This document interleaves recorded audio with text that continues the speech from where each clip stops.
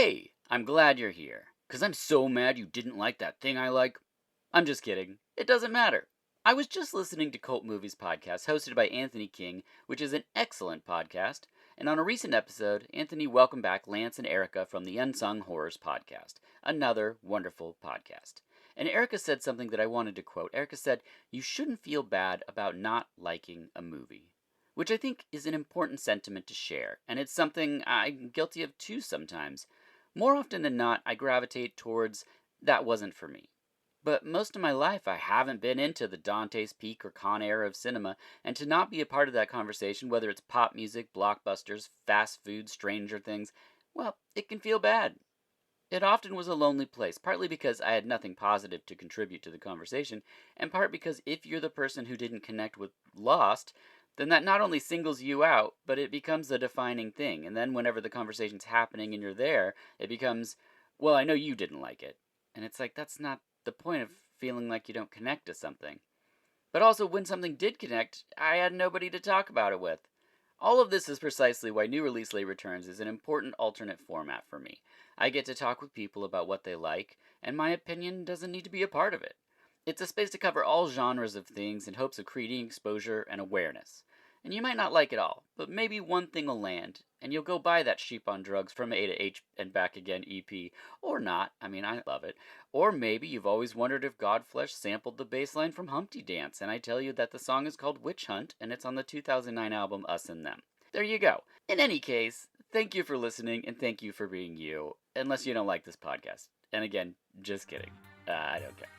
So let's get right to it. The guest is Josh Griffith, the film is Crocodile Fury, and this is VHS Presents New Releases and Late Returns.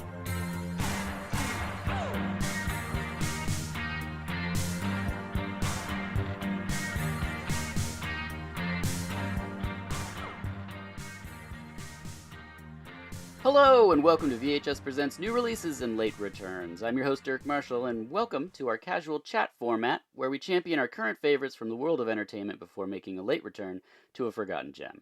As always, please find us on Twitter and Instagram at VHUS_podcast for original artwork and all kinds of movie talk.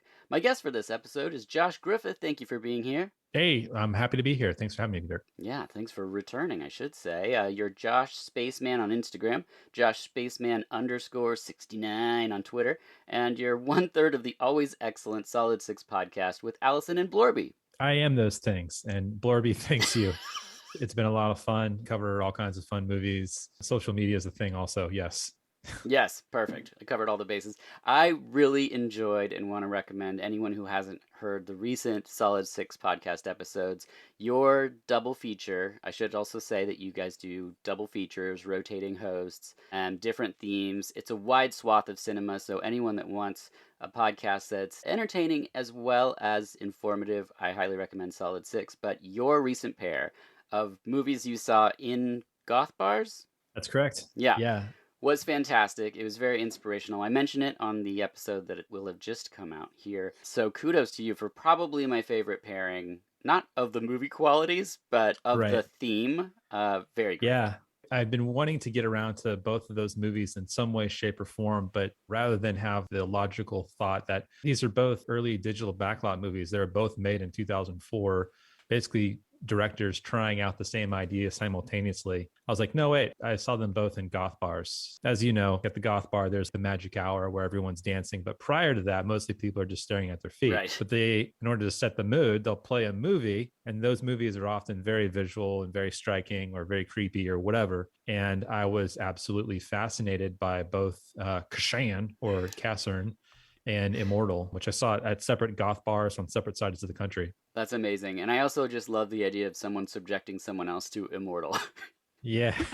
It kind of made sense at the time. I don't know. Yeah, it's wonderful. Also, big news over here. We now have email, so you can email the show at dirk@vh-us.com. dirk@vh-us.com. Because we've added a new section to all of our episodes. It is called The Big Question. So each episode will start off with a submitted question that I will not know what they are beforehand, and I will read it right now, and that's how we'll kick off our conversation. Ooh. So our first big question is, okay, this is very fitting. Anonymous, favorite or best animal attack films.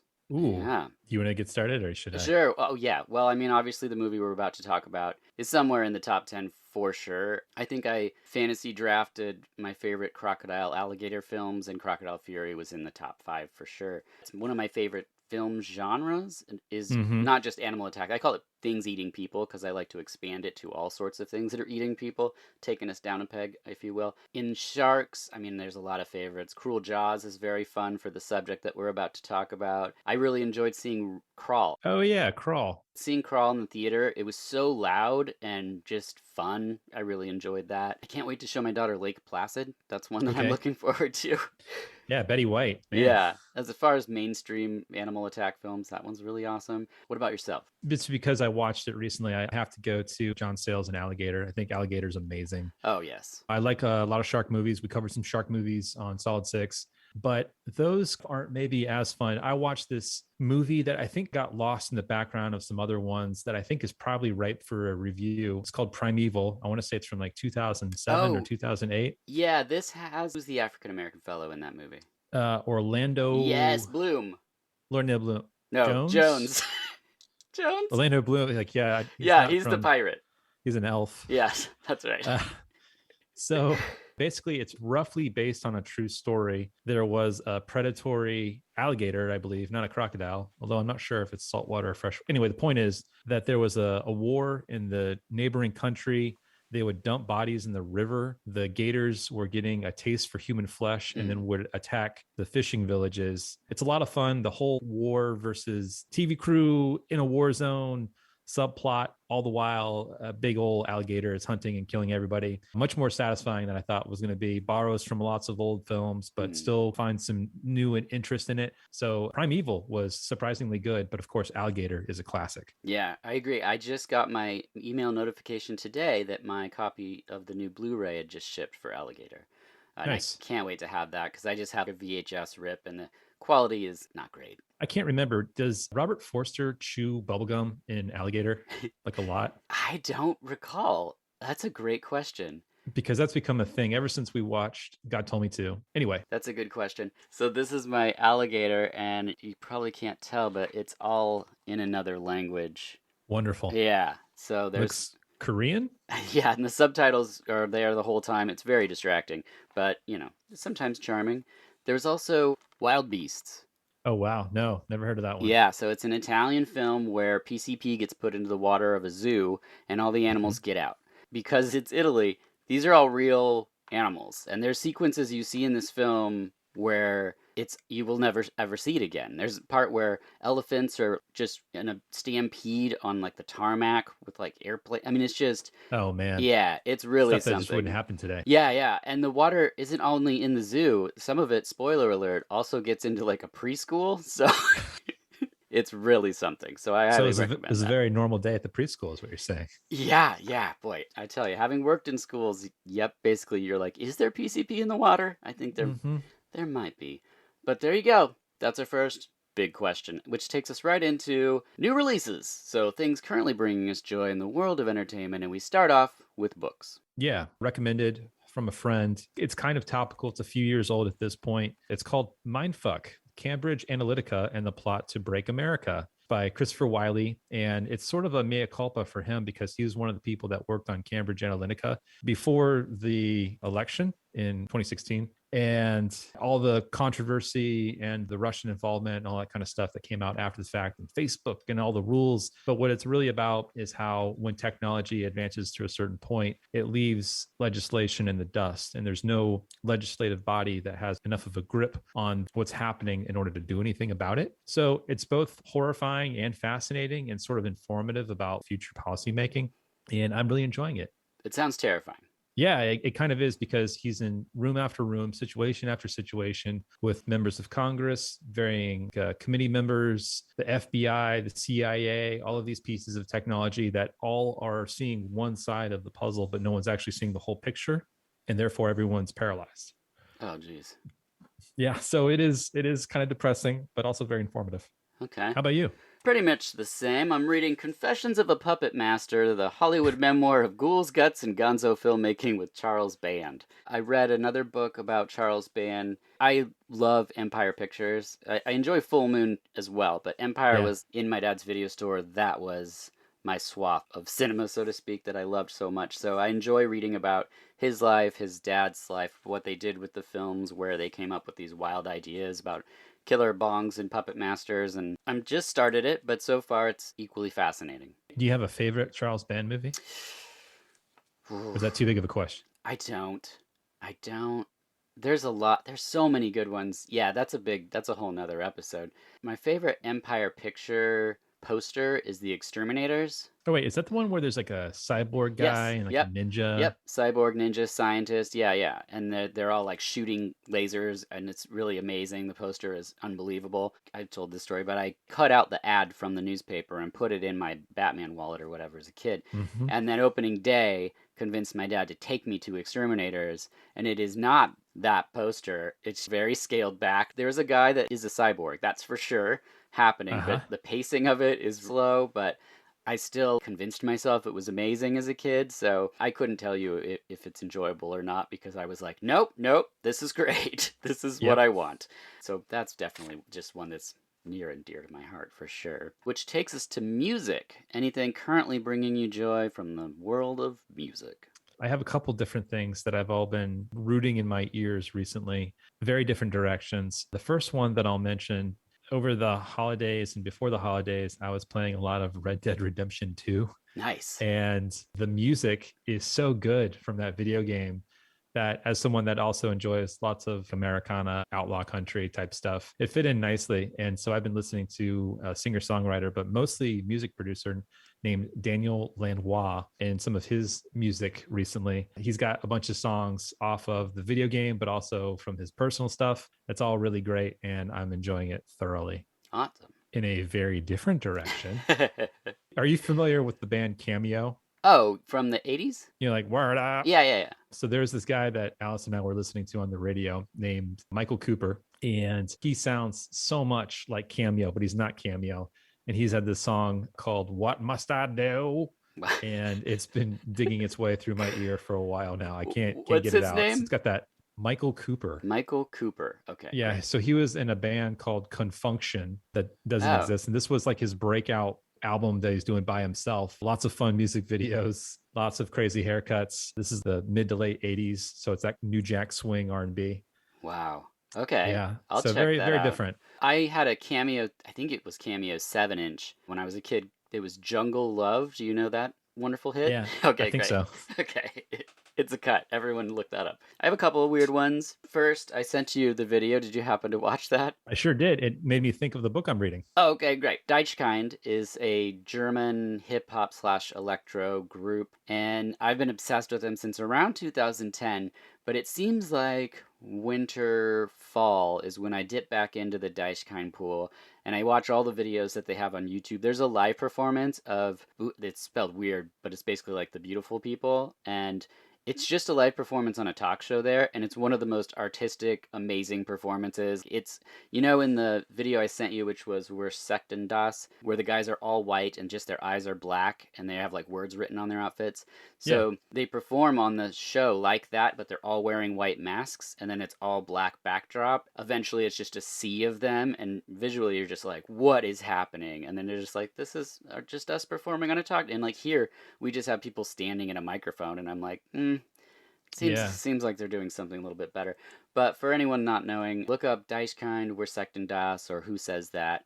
But if you just spell it Diechkind on your YouTubes, it'll pull up their videos. It's the only one that I think has English translation, and it's just all about consumerism and craziness and paranoia. And there are other videos I highly recommend. There's one that's all about consumerism and art and stuff, and just like they're wearing these crazy outfits. There's another one where they're just pushing washing machines out of windows, and a guy's driving a steamroller dressed like Kim Jong-un, I think, and it's just it's really good. Fantastic. I love it. And the other thing is, there's two quick ones. So right after video store stuff, I was very obsessed with indie record stores and the fact that each independent record store had a completely different catalog. They just had different things in there, and I was obsessed. And so there was one store in Eugene called Green Noise, which eventually moved up to Portland, but it was a super grimy punk rock type store. So I would go there and not know any of the bands, just flipping through because I had friends that were punk rockers, but I wasn't. And I found a couple different things in that store, and one of them was a CD called Techno Animal, which is not techno. It is a weird noise side project from Justin Broderick of Godflesh. And so I was like, I'll buy this. And then because I bought it, I made myself listen to this thing where there's like 11-minute long like noise situations and stuff. And I wasn't, I guess I was kind of getting into experimental stuff, but not nearly where I went eventually. But I had the CD and I was like, what is this type of music? And then I bought a compilation that was called Macro Dub Infection. And on it was all these electronic groups that I had never heard of, all experimenting with dub influences. And so this went even further down the rabbit hole. And so I bought recently a bunch of the compilations that I didn't know existed. And so I've been just dipping through mid to late 90s dub inspired electronic pieces. It's things, I mean, a lot of my music is stuff I would never make anyone else listen to, but it's definitely Yeah. stuff that I'm like, this is just for me. I think that's great. Yeah, it's been super fun. And then the last thing was a CD that I just found when I was reorganizing things, which is why it's always good to dig through your physical media, called Padded Cell. And this is early 2000s, I think, and this album's called Night Must Fall. And basically, if anybody loves like 70s Italian soundtracks for thriller type films or giallo and things, it's like that. It's really good, mostly instrumental. There's 2 tracks with vocals. I always skip them. It's really good, but that band's called Padded Cell. They only released the one album and then disappeared, unfortunately. But Huh. yeah, How would that compare to, like, say, Phantomas, the Mike Patton project? probably more easy listening, I would say. Okay. Yeah, the song structures are more conventional from what I remember from Phantomas. I had one friend that was a big Mr. Bungle fan, so he had me listen to all kinds of stuff. But to be honest, I was just hanging out to drink beer, so. I understand. Allison's been on this big Italo disco kick recently. Oh, great. I don't know any of the artists. I've never heard of any of these people, but it's been a lot of fun. It's a great musical furniture to have in the background. Yeah, there's some compilations called How to Kill a DJ. I highly recommend those. And there's a dude named DJ Optimo, Optimo, and he put out some compilations mid 2000s, maybe later to 2010. Really excellent stuff where it's like some Italo disco, but then the next track will be like a Nancy Sinatra song, and the next song will be even more varied than that. So when he mixes it all together, it's a great 60 minutes. All right, that takes us to video games. Are you playing any video games? Because you've probably finished Red Dead 2 now. I have, although it's one of those wonderful games that you can just enjoy getting lost in it and just wandering around or just taking your sweet, sweet time in between like the main mission plots. But big news, Dirk. Yes. I finished a video game called Alien Isolation. No, you finished it? Yeah, I finished it. I didn't know there was an end. Yeah. So I started this game years ago and then kept, for varying reasons, walking away from it. But recently got the PS4. So I bought this 8-year-old game and decided to go back into it.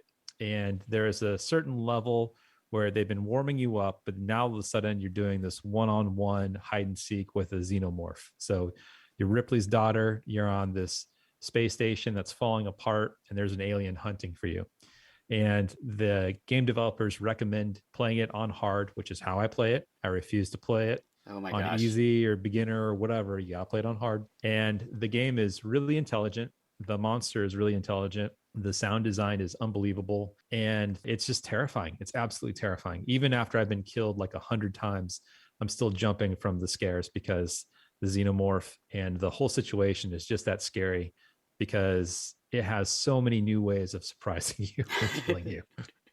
But yeah, I played through it and it was satisfying to break through that level where it becomes a little more competitive and a little less oppressive. But again, if you've never heard of it or you're interested in trying it, it's really a long form meditation on terror inside of a space station.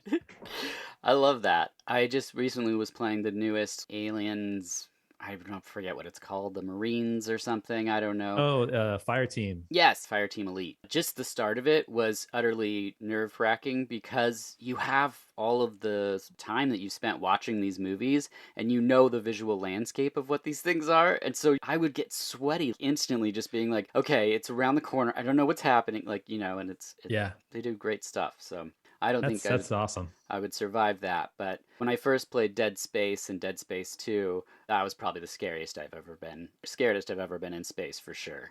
Definitely. The first time I played this game years ago, the first sequence I did with the alien, I was basically dancing with this thing in the video game for like 45 minutes before it finally killed me.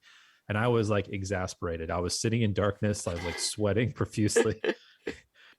But again, the sound design is so good. You hear the thing breathing, you can hear its tail dragging on furniture and stuff. Ugh. It's so creepy. It's so creepy. And I just salute the makers of the game for being as smart as they are about it and for being as cruel as they were to me for so many years.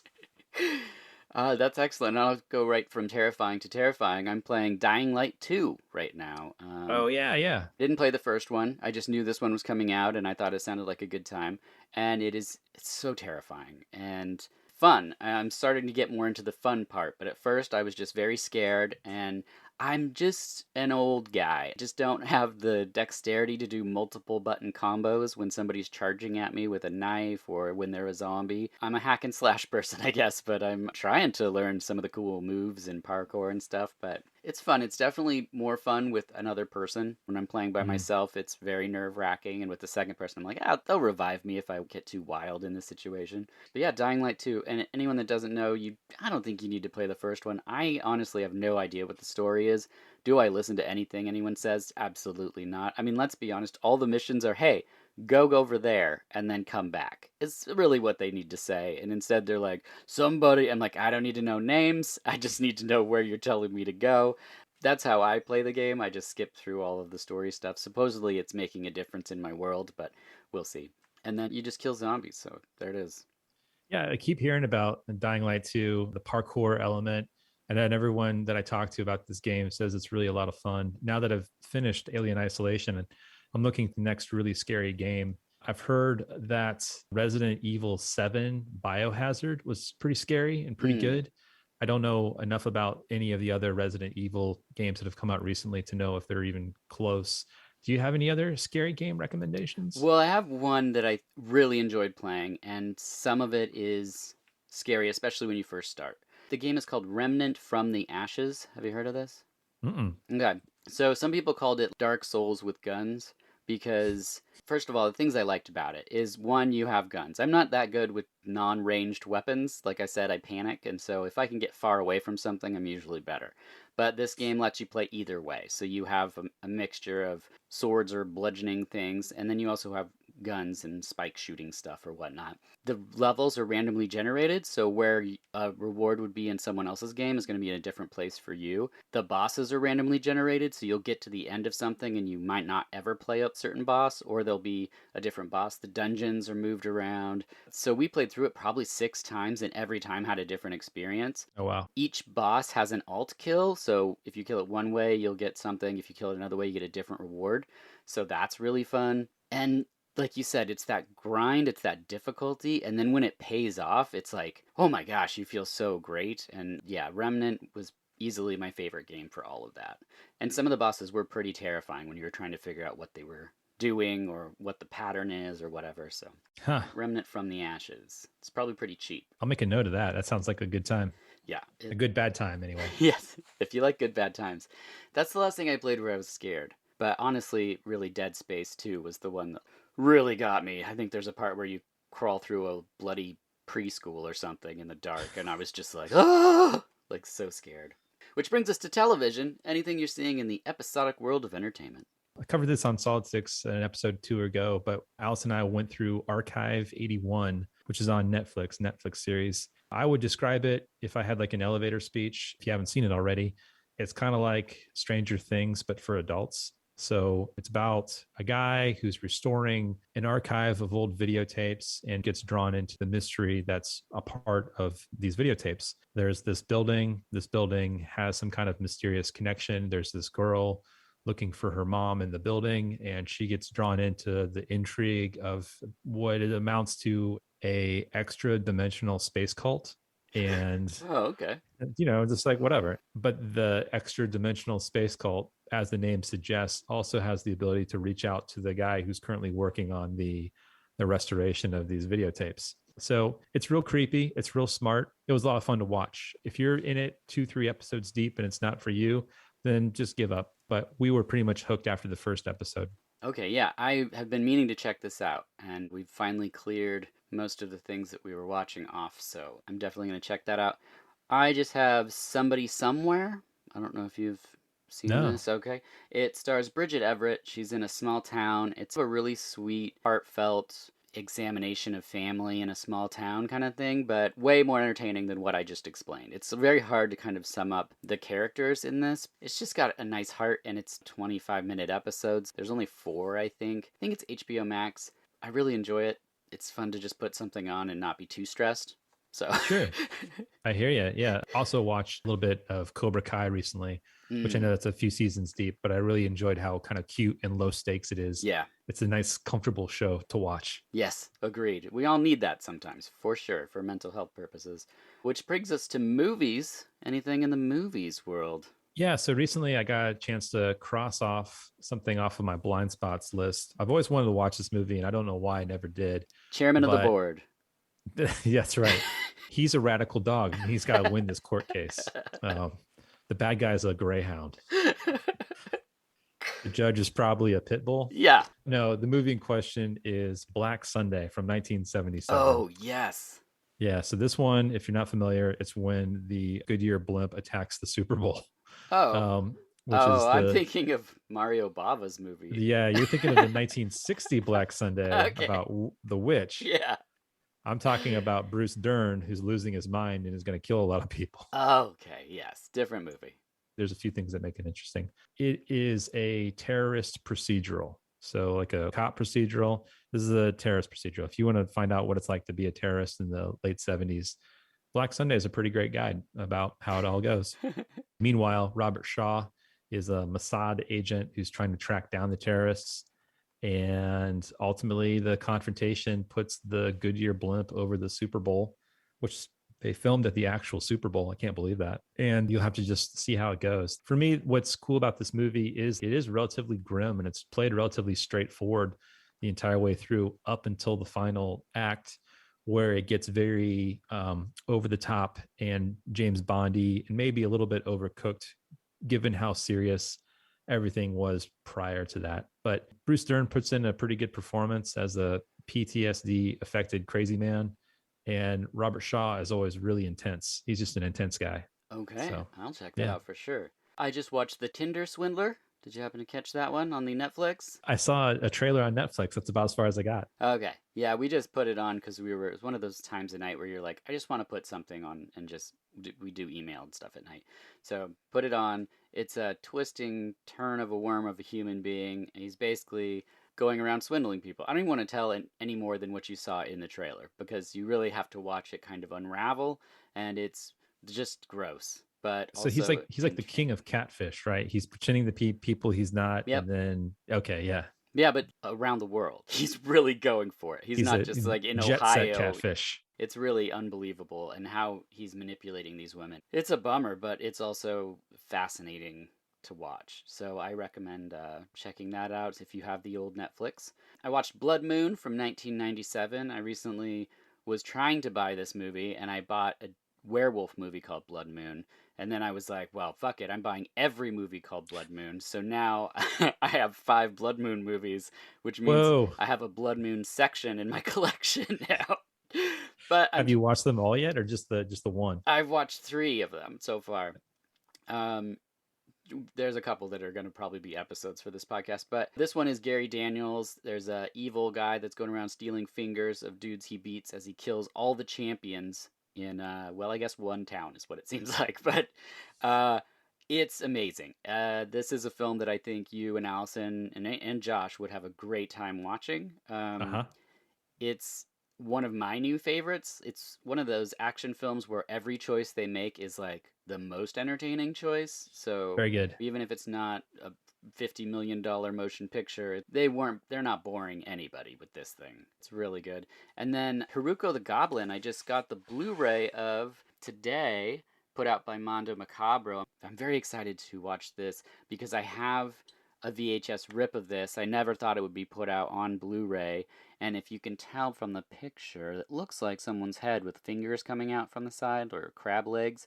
That's pretty much it. It's a lot of people with crab legs sticking off the side of their head, like they're scurrying around like they're goblins, but I mean, it's people with crab legs on the side of their. It's really fun.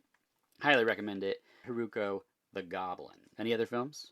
Let's see. Yeah, I've just been on this weird like 70s action kick. Watched the 7-Ups last week, which is not really notable other than a big car chase. It's an unofficial sequel to French Connection. There's so many things on the watch list that I got to get to now that we're getting into award season. And like, I kind of want to know what other people know. So I can't recommend anything yet.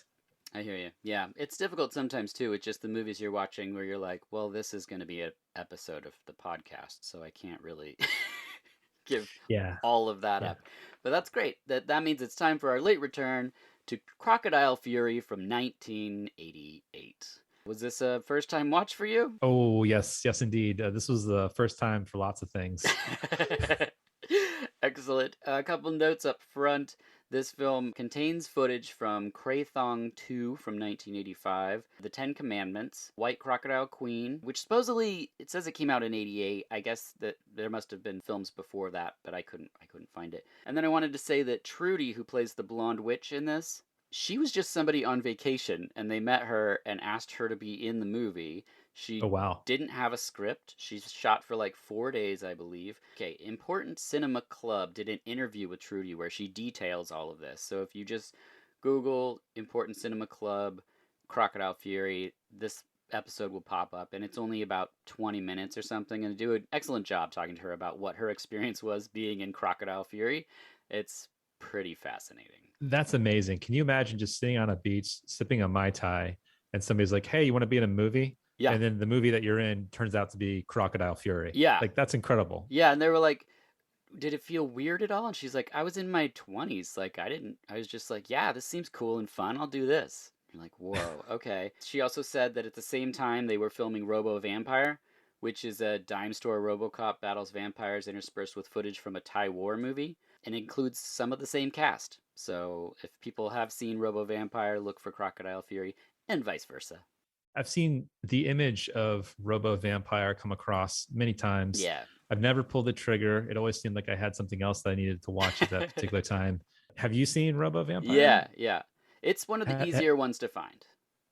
Oh, okay. All right. Yeah, and I will say that now that you've seen Crocodile Fury, it's sort of a disservice to a lot of the Godfrey Ho output because this one is so wild, and some of the other films, people often will say some of the footage that he's stitched together lull and drag a bit in parts. I always think it's pretty fascinating, the weird cop drama ones and stuff. Like, I love this one down here, Clash of the Ninjas, because it's, 3 movies stitched into one. He has... Oh, wow. Yeah. Okay. The cover has Cobra on it, even though Cobra's not in it. But there is an actor, Paulo Toca, I think is his name, who is in a lot of the films, a number, and he does seem like a version of Cobra. A Stallone-esque character. Sort of, so, yeah. It's pretty fascinating. This film is produced by Thomas Tang, who was also a film director who worked as Ted King and John King. Ted Kingsbrook directed this film, but it's Godfrey Ho. And there are certain people that say it's not Godfrey Ho. That is out there on the internet, but from everything that I see and what I've found in my heart, this is a Godfrey Ho movie. So I ran into this argument as well about trying to track down who actually made this thing. What about the movie do you think makes it a Godfrey Ho picture? Well, it's his MO. It's like taking the footage from at least 2 to 3 sources and stitching together something and then dubbing over it a narrative that was not the original subject matter whatsoever. There's a certain feel, say if you took Clash of the Ninjas, I mean, there's a bunch of ninja movies. Clash of the Ninjas is often referred to as the exploding ninja movie because when they kick each other, they turn into puffs of like cotton balls. It's amazing. Yeah, you just get sort of a vibe and a feel, and some of the other people that were in his peripheral region, I just don't get that feeling. It's kind of hard to explain, but He did 33 to 34 films in 1988, just to put a little spin out there for people. 12 or so aliases, such as Charles Lee, Victor Sears, Bruce Lambert, Anthony Pa, George Hurst, and then a few uncredited ones. And then this film that I just bought, which don't please say the title out loud because it's going to be a future episode, but this one, starring Cynthia Rothrock, has the director Godfrey Hall too, which It's just a vibe. which is just his name, sort of. So I love that. Let's get into it. It's your first Godfrey Ho. Yeah. What was your feeling? Well, first of all, I got to say that I absolutely enjoyed Hands in the Air, loved the brutal montages of the numerous croc massacres Yes. of all of these riverside villages. The pace was like dizzying because you have all these non sequitur, like you're not sure if you're still in the same village or what's happening. Like these kids jumped in the water. Did they not just see that a bunch of people got eaten? Oh, wait, no, this is a different place, different village. Those kids are also going to get eaten. These crocodiles are going nuts. They're smashing into huts. They're like pulling people out of the air. Yeah. So like the weird opening sequence had to do more with like Monica, the witch, and her secret agent guy. But then once you get into like the crocodile massacres, man, that's a lot of fun. And it's moving really quickly. Yeah, it starts off with the witch, and then it cuts to space sounds. We get a lot of space sounds, and then the croc's eating people, but we still have the space sounds because she's watching it through her crystal ball, which is like a whole layer of what is happening, which is a very Godfrey Ho thing to do. Then a man vomits a few times, and we see the first of our hopping vampires, which is another big favorite of Godfrey Ho, which I also love hopping vampire movies, so I was very excited to see them pop up in this movie. The alligator becomes a woman named Maria. There's something I didn't expect to see happen in this film. Yeah. And somehow the village guy, Jack, knows he's looking at that crocodile with blood all over its fangs, and he just knows that that's his ex-girlfriend. Yeah. Yep. It's a vibe. I see you, Maria. Yeah. It's really amazing. Master Cooper, who just chills in a giant crocodile's mouth. It's like, that's amazing. So by the time you get to this part of the movie, you've seen this crocodile kill so many people, just eating them, carrying them down the river for long periods of time as it's chewing on them, which is like one of my favorite images. And then you see a lady with a baby and you're like, oh, guess who's not getting out of this alive? Right. Anytime, just like the John Sayles movie Alligator, anytime an animal eats a kid, it's such a bold choice, and I salute it every time. Yeah, it's really great. It really chomps on that baby a lot. Not just the baby. I mean, he goes after like mystical gurus and like everybody's on the menu. The crocodile eats the dad right after the baby, and then the lady goes to, I forget which character she's going to, but she's like complaining about how alone she is because the crocodile ate her baby and her husband. And I was just like, if the dubbing wasn't so crazy, it wouldn't be nearly as hilarious, but it was a pretty joyful moment there. The dubbing is quite the hoot because something's lost in translation, but we're all better off for it. Yes. And the way that this movie kind of unfolds with its version of a narrative is like suddenly there's a man who has a crocodile tail. And I was just like, what is this? Not only do we get the giant paper mache crocodile, we also get a person in a crocodile suit at one point, and then we get a person who's part crocodile. Yeah. There's layers to this that's really mind-boggling. Yeah, the guy that's proving his prowess over crocodiles by having him sit on his back and like walk forward, stand on his hind legs. That was pretty cute. He talks like Popeye, too. The guy that voiced him, he's like telling him basically to eat his spinach. It's really a hilarious scene. He's like, watch me have him stick his tail up in the air. And you're like, see, he sticks his tail up, and you're like, wow, I didn't expect that. And that guy gets eaten as well, right? Yeah. So not even he is immune to the rage of the crocodiles.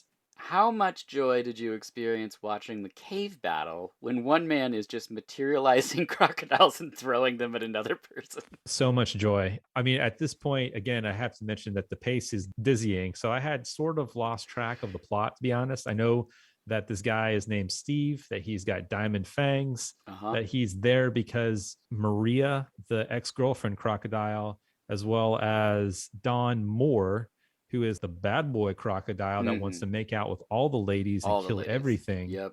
They're plotting against master of the Sea World, Master Cooper. And so he invents Steven. So, I mean, again, I was losing track of the plot, but the whole scene of this guy like materializing crocodiles out of thin air and throwing them at this dude who is now just like covered, like he's now clothed in rubber crocodiles all over his There's body, like 20. being eaten, question mark. I don't know what they're doing to him, but he just keeps saying, "Get these crocodiles off me." It's like so good. Yeah. And it's, I think, like it feels like the longest scene in the movie. It was wild how long he was turning around with those crocodiles on him. It is really something. Godfrey Ho had to make sure that we all felt his agony. Yeah, and we did. And you're not wrong with the confusing storyline. It took me probably two watches or three watches to start to feel like I was watching one story. Because at first I was just like, I have no idea what's happening, but I love all of this. And yeah, Alamo Drafthouse played the version that I have, which has burnt in Greek subtitles, which adds a whole nother layer to the craziness that you're watching on the screen. You can find the regular version. Brady did find it, and so he sent me the link so I could see that as well. It is difficult to find. There was a version on YouTube that's kind of muddier than even my version, but I highly recommend that people track it down. It's definitely a Crocodile Fury. It's not the cover of the DVD that I have at all. Where's that coming from? Because there's the one white dude soldier guy whose name I think is Bruce Thompson. I don't even know what he's doing in the movie. Again, there's the guy that throws up a couple times in the very beginning. Yeah. He's obviously a bad guy and we're interested in him. And then he is in cahoots with Monica, the beach babe turned sea witch that's creating vampires out of everyone. And somehow this random guy in soldier garb is now on the case of stopping the Monica girl. Yeah. I'm again, there's probably gaps here. Well, this is just what I think is happening. I don't understand the last shot of the movie. Do you remember it? So there's a skull baby that bursts out of Monica. Yeah. For no reason at all. Maybe magic, question mark. She doesn't know either. She actually didn't even shoot that part. Her stunt person shot that part. So she watched that happen. And then out of nowhere, for no reason at all, in spite of all the magic and the gunfire and the explosions and the crocodiles, main guy pulls out a pair of handcuffs. Yeah. You're under arrest. Yep. Vampire witch. You're coming with me. Yeah, but she gets away. Arm of the law. And the guy that puked in the beginning, he dies. And then the last shot of the film is like fireworks? Question mark? It's just these cylinders spinning with fire smoke or something on them, on ropes, and I'm like, for the life of me, have no idea why this shot is in the movie. I don't know why it ends with this. It seems like it's the last thing he sees before he dies, and then it just shows it, and you're like, why? Just that's roll the credits. Gateway to crocodile heaven. Like that's what you see. Is all you see is fireworks. It's wild. It is nuts. It's a crazy movie. It's a one of a kinder. Definitely, if you're a fan of animal attack movies, watch Crocodile Fury because there's so much. Totally. 100%. And the crocodile montages, these bloodthirsty crocodiles, these continuous sequences, it's like one right after the other. That's the real star of the movie. And like these rubber crocodiles, or question mark, again, right. I don't know how much rubber is involved or how much paper mache or costumes or whatever. The crocs half the time look kind of cornball, but half the time they actually look kind of great. And I don't mind either side of it. I think the crocodiles look wonderful. They're the real superstars here. Yeah, the part where one eats a wildebeest, that part is crazy. It's doing the death roll thing that they do. And then at one point it rips its head off. And then you see another one later on running away. And you're like, wait, is that the same? Like, what is happening with this wildebeest? Yeah, it's also a change in tact because the sorcerers and the witches, they want their crocodile minions to attack the villages to create chaos. This guy goes out and he attacks a wildebeest for some reason. Yeah. But why? Yeah, I know. It's very weird. It's like strange. Whoever was controlling that crocodile was like, also fuck wildebeests too. Like, yeah, maybe that was one farmer guy's wildebeest or whatever, and he was just like, I'll kill that, and that'll create chaos in the village. Like who knows? This is the most important wildebeest for miles around. Everybody loves this wildebeest. Right. He used to be a lawyer with this dog.